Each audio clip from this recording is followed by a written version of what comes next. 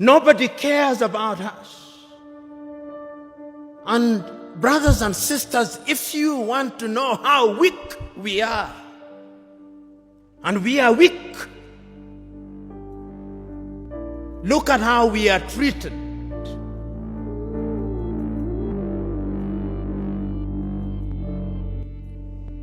Last month,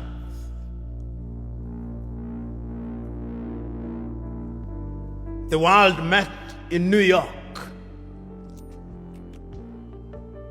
the General Assembly. When African heads of states and government are speaking, the hall is empty. Nobody bothers because they are saying nothing. Even if they are saying something, it is something that can be ignored. Compare when an African head of state and government is speaking and when the Prime Minister of Little Israel is speaking.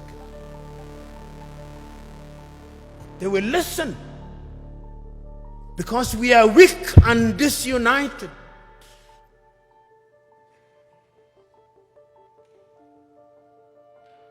So we have a weak continent because the spirit of Pan-Africanism disappeared.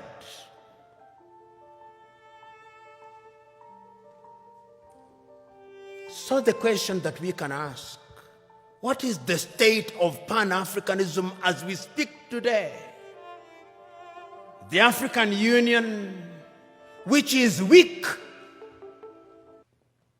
says the right things and does the wrong things 9 out of 10 times.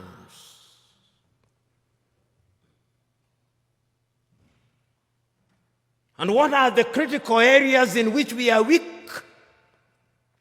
We are weak politically because nobody listens to us. We are not trading with one another. Intra-African trade is not anything beyond 15%, the lowest anywhere in the world. If you look at all our sectors and look at them, look at our agriculture, almost all African countries are net food importers. There is not a single African country that is in meaningful technology. Not a single African country produces a mobile phone. Yet the single most important ingredient in mobile telephony is to be found in the Democratic Republic of Congo.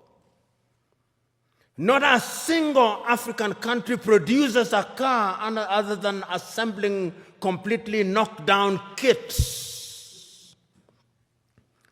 There is no meaningful production of pharmaceutical products in Africa. And if there was any doubt, COVID exposed it. All African countries, the 55 of them, are waiting to either receive Sinovac from China, Sputnik from Russia, AstraZeneca, Johnson or Moderna. And we don't even know what they are because our bureaus of standardization don't know. If you ask the Ethiopian Bureau of Standards what they are asking us to be injected with, they do not know. They just believe it is a vaccine because the Americans have said so or because the Chinese have said so. Africa is weak. So that even this magnificent edifice, I suspect, has not been erected by Ethiopian engineers. When I see the signage in Chinese, I suspect it is the Chinese. That is how weak we are. That is the reality of our mother continent. It is because we are politically weak, we are economically weak, socially we are disorganized, culturally and spiritually we are confused. That is the continent in which we are today. We unite or we perish.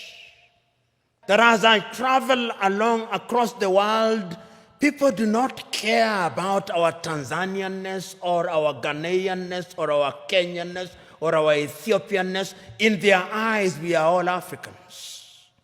And perhaps that is what we should use as the building block in order to talk about African unity. But we are not being naive about that unity. Because sometimes when we talk about Pan-Africanism and about African unity, people think we are being too simplistic about it. No, it is not being simplistic and being naive. It is recognizing that as long as we remain the way we are, then Africa in the next 25 years will be recolonized.